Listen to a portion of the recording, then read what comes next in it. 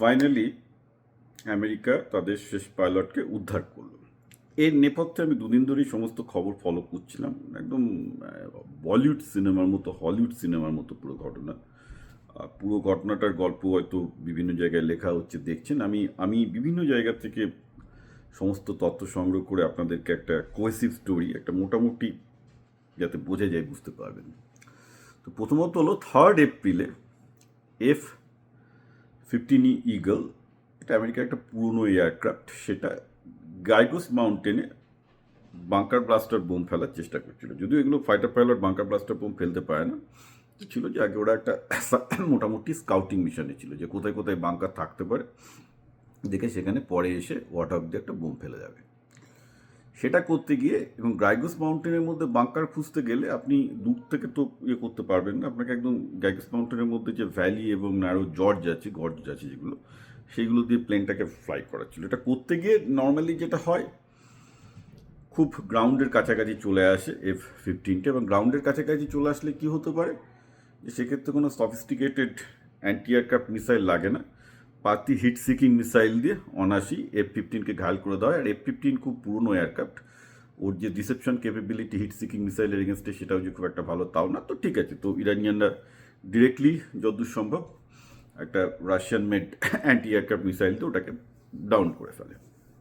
তো দুজন পাইলট ছিল, একজন পাইলট ছিল, একজন পেছনে ছিল হচ্ছে যে ওয়েপন অফিসার ছিল। তো পাইলট ইজেক্টেড হয় এবং পাইলটকে সঙ্গে সঙ্গে রেস্কিউ করা পসিবল হয়।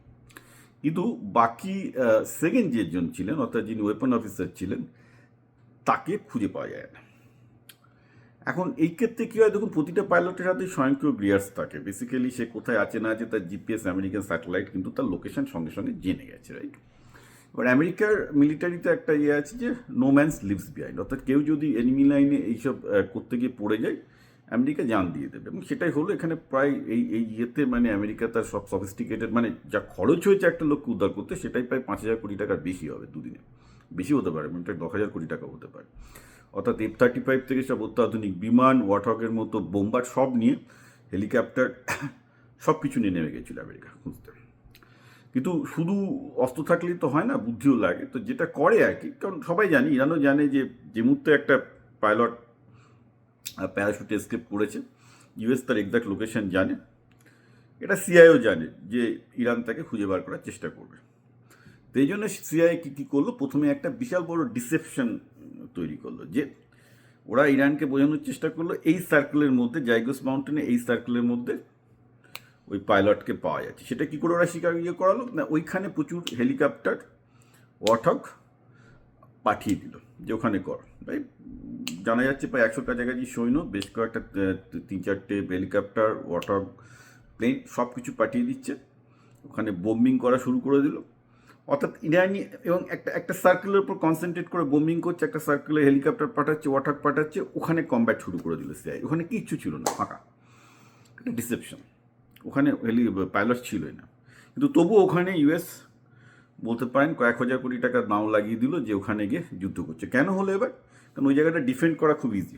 এখন ঘটনাটা ঘটেছে ইরাক ইরানের বাউন্ডারি থেকে প্রায় 50 থেকে 100 কিলোমিটার দূরে, এবং এই ডিসেপশনের জায়গাটা সিআই এমনভাবে চুজ করলো যেখানে ওরা নিজেদের লোককে ডিফেন্ড করতে পারে।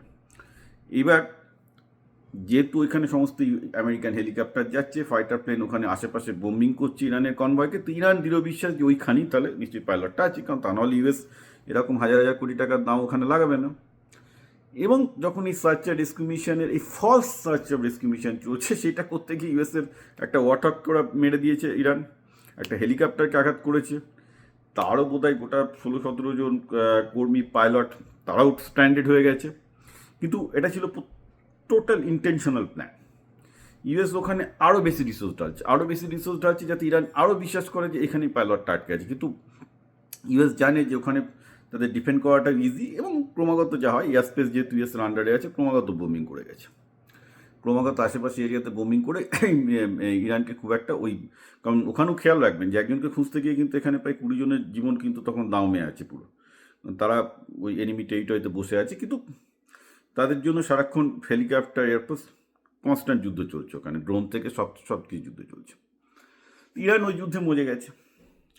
মধ্যেখানে এখানে যে ভদ্রলোক অ্যাকচুয়ালি আটকে পড়েছিল তাকে রেস্কিউ করার জন্য একটা হেলিকপ্টার এবং ওটা 8জন কমান্ডো পাঠানো হয় সিআইএ। অবভিয়াসলি লোকেশন তো জানে, কারণ স্যাটেলাইট ফোন থেকে জেনে গেছে, এবং এই ভদ্রলোকও প্রায় নিজের বেকন আছে, অর্থাৎ তিনি যে স্যাটেলাইট কমিউনিকেশন সেটাও করতে পারছেন না, কারণ সেই স্যাটেলাইট কমিউনিকেশনটা ট্র্যাক করছে অবভিয়াসলি রাশিয়ান স্যাটেলাইটও। সেই জন্যে ও 2-3বার কমিউনিকেট করার পর যেটা করে এক্ষেত্রে একটা এনক্রিপ্টেড মেসেজ দিয়ে দেয় যে তুমি আমাকে এই লোকেশনে পাবে না, ওই লোকেশনে পাবে। ওই রকম আহত অবস্থায় আমেরিকান পাইলটটি 7,000 ফুট উঁচুতে হাইক করেছে, যে মাউন্টেন রিজে চলে গেছে, যেখান থেকে হেলিকপ্টারে করে এসকেপ করাটা ইজি হবে আর কি। তো এদিকে ভয়াবহ একটা ডিসেপশন যুদ্ধ চলছে, এদিকে পাইলট নিরাপদে 7,000 ফিট উঁচুতে উঠে চলে গেল, তারপর হেলিকপ্টার এসে ওকে নিরাপদে নিয়ে চলে গেছে। ওখানে কোনো ফাইটই হয়নি। যেখানে যে ফাইটটা হচ্ছে একে শর্ট অ্যান্ড রেস্কিউ করতে গিয়ে একটা পুরো ঘটানো হলো, একটা পুরো ডিসেপশন ফাইট ঘটানো হলো, সব ওখানে বকডাউন করে গেল। ইরানেরও প্রচুর সেনা মারা গেছে, কারণ যারাই ওই এরিয়ায় ঢোকার চেষ্টা করছিল ব্যাপকভাবে উপর থেকে গোলাবর্ষণ বোমাবর্ষণ হয়েছে। আমেরিকা তার ফাইটার পাইলট নিয়ে কুয়েটে চলে গেছে, এবার যখন কুয়েটে চলে গেছে এবার আমেরিকা রটিয়ে দিল, ভাই আমরা তো ফলস খেলা খেলছি, এখানে নেই। ব্যাস, তখন আর ইরান বলবে যে আর এদের পেছনে লেগে কী হবে। যদিও ওখানে তখন 10-12 জন আমেরিকান সেনা আটকে গেছে, but they are heavily fortified, ওখানে ঢুকতে পারবে না। ইরান তারপর কাজ ছেড়ে দিয়েছে। তো this is a master plan, এবং এটা দেখায় যে আধুনিক যুদ্ধে কীভাবে ডিসেপশনের কী ভূমিকা। যে পুরো যে সার্চ অ্যান্ড রেস্কিউ চলছিল এবং যত সার্চ অ্যান্ড রেস্কিউর জন্য যত যুদ্ধ হয়েছে পুরোটাই ফলস। অ্যাকচুয়াল ঘটনাটা হচ্ছে পুরো অন্য জায়গায়।